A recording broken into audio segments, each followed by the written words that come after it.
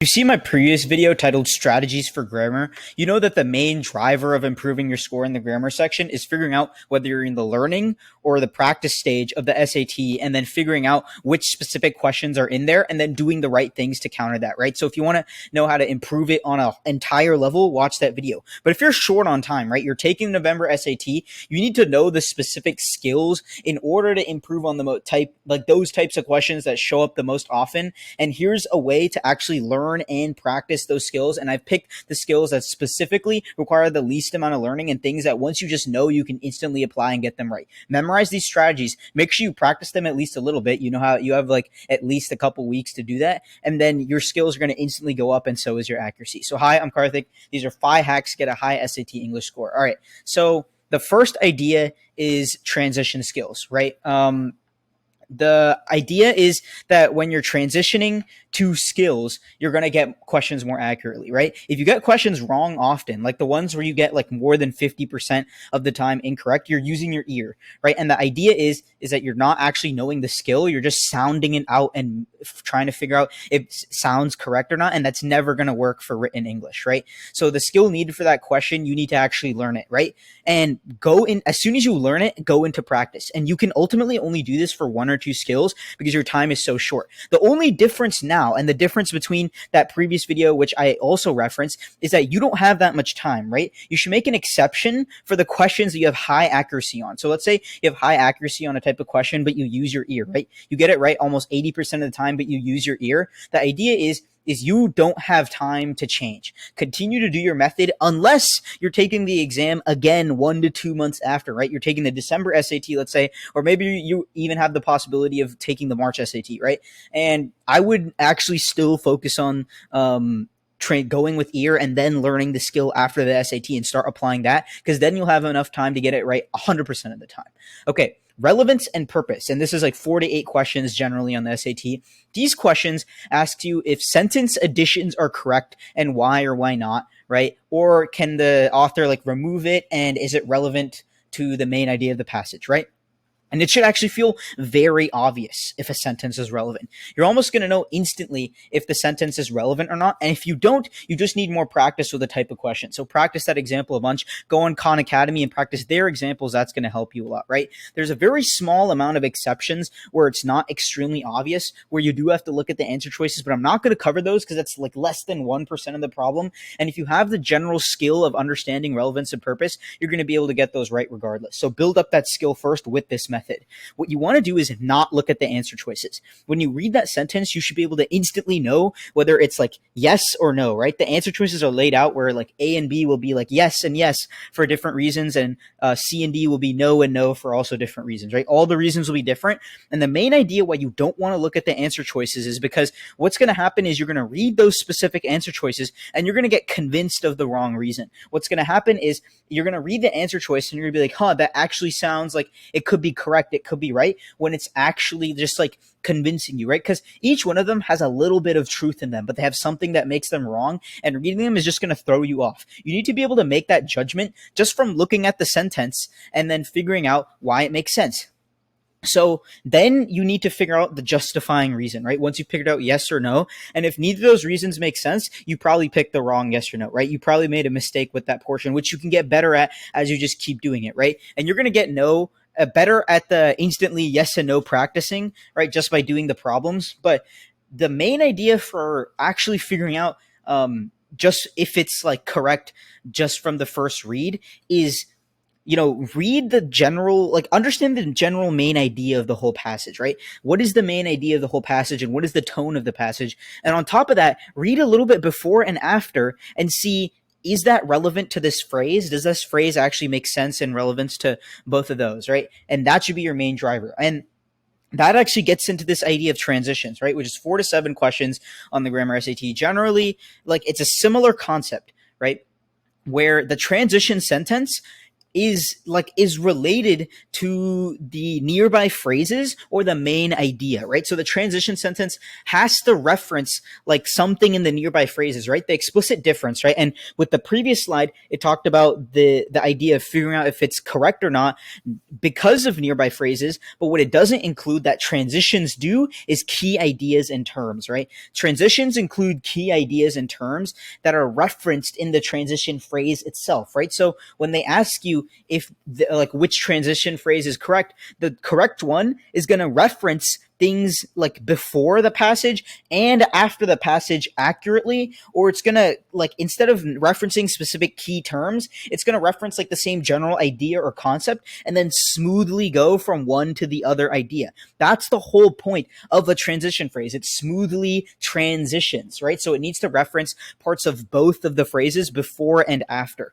right? The difference within the other one is that it doesn't reference a specific key idea. It's just like why is it correct in its like it might be a transition, right? But it isn't necessarily always, and you have to look at above and below if it just genuinely makes sense, right? Does it add a detail that's actually relevant, or is the detail like not relevant, right? So the question type, relevance and purpose, is literally about relevance. Transition questions are literally about transitions, right? So it can be confusing that these labels might not know what it means, but for these two questions specifically, the labels accurately define what it means, right? So for those questions, right, what you want to do is look for those key terms and make sure that they're just actually included. And the one that's correct is going to make sense and include key terms from both and is a proper transition, right? But this is actually also the same for sentence order questions, right? Where they'll like label it sentence one, sentence two, sentence three, and they'll just be like, where does this sentence go? Here, here, here, or here, right? And the key idea is that it actually is also another transition.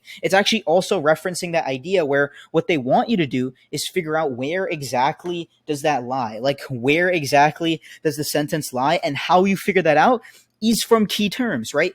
What are the, like, let's say our sentence is supposed to go in between sentence like 2 and 3. Sentence 2 is going to like have an idea that's referenced in that sentence, but also like logically completing it, the idea in our sentence that's going in between 2 and 3 is going to actually have a concept or an explanation or something that is also referenced in sentence 3. So 2 and 3 are both going to have ideas, concepts, or logical flows of logic, right? It's going to have like a smooth transition in terms of like, this is step 1, 2, and 3, or it's like a solid like inference or conclusion or like some sort of thing that transitions logically into the next phrase, right? So if I talk about like, we figured out that we found fossils here. And then the next phrase talks about fossils here might mean that dinosaurs lived way earlier than we think we did, right? So that's like a logical transition because I referenced ideas previously that were just talked about. So key terms and ideas, that's going to help you with transitions, but not only sentence order questions. And sentence order questions are about like 2 to 3 questions on every exam, actually sometimes less. But if you take away anything from this slide, read above and below the phrase and look for a key idea or main idea that's referenced. Okay. Here are some like rules that you can instantly learn, right?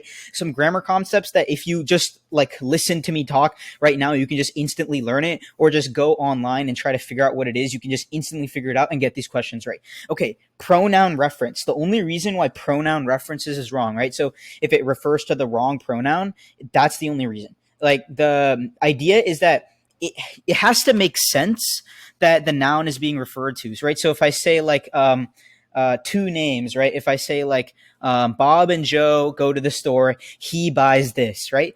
Which he is it? Is it referring to Bob or Joe? We actually don't know, right? So that makes that pronoun incorrect. Like if I said like they went to the store, then it actually is correct because it's referring to both of them, and it can't be a different pair of people because I didn't refer to anybody else. So make sure it makes sense that the noun is being referred to, right? You know, it's not like just Bob or it's just Joe. Like I know who it's talking about, and I know it's both of them, and I know it's the right pronoun, right? That I know that like if I'm referring to Bob and Joe, I can't just say he, right? I have to use the plural. I have to use they. Like both of them go, right? So make sure it's the right pronoun.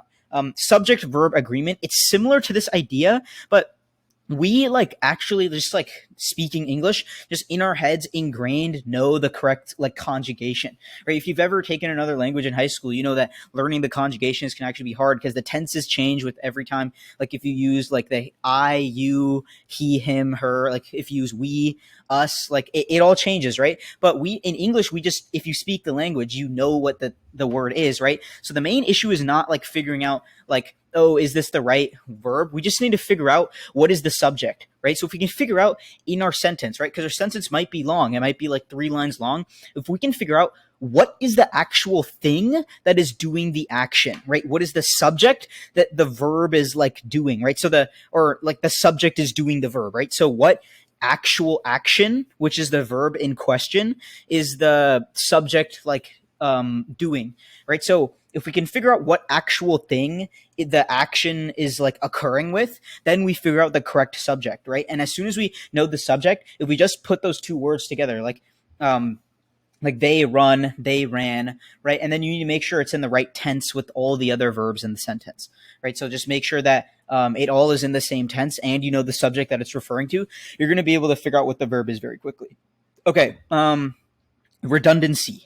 This one's so easy, probably the easiest one in this list. The SAT hates like repetition so much. Like if they ask like what's the most effective way to rewrite this phrase, and you pick the one that like references the same idea like a bunch of times, like if it says like water is wet, water is a polar liquid, water is something else, right? If they reference all the ideas, but in another phrase, they just say water is wet and polar, right? Instead of saying water 2 times, it just said it's so much shorter, right? The SAT would love that way more, right? And as they should, right? It's so much simpler to read. It's so much easier to read, right? So they hate repetition and they hate long phrases. So find the answer that is the most concise and doesn't repeat any word or idea, and it's grammatically correct. What they like to do in the trickiest versions of these is add an incorrect pronoun reference in the redundancy phrase, and it's the shortest phrase, but it'll have like a pronoun that's like incorrect, right? Because just like the Bob and Joe example, it'll reference a pronoun and you're not sure which noun it refers back to. So that's a trick that they like to do. Okay, every single punctuation question. This is how you're going to solve them. Identify independent and dependent clauses accurately, right? Independent clauses are full sentences. Dependent clauses are sentences that look, they're not sentences, right? They're phrases that can't stand on their own as an independent sentence, right? If you're able to identify what clause is independent, like what is a sentence and what thing is not a sentence, then you're effectively able to understand everything, right? Because that part is actually essential to understanding if commas, semicolons, dashes, and regular colons actually work, right?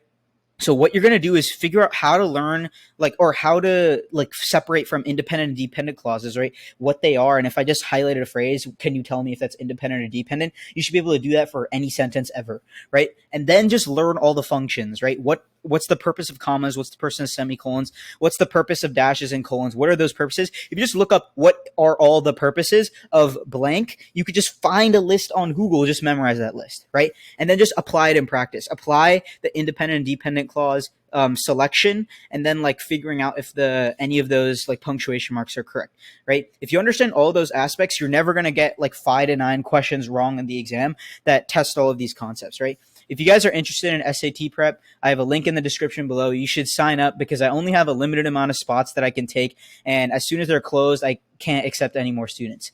Thank you guys so much, and I hope you learned something today.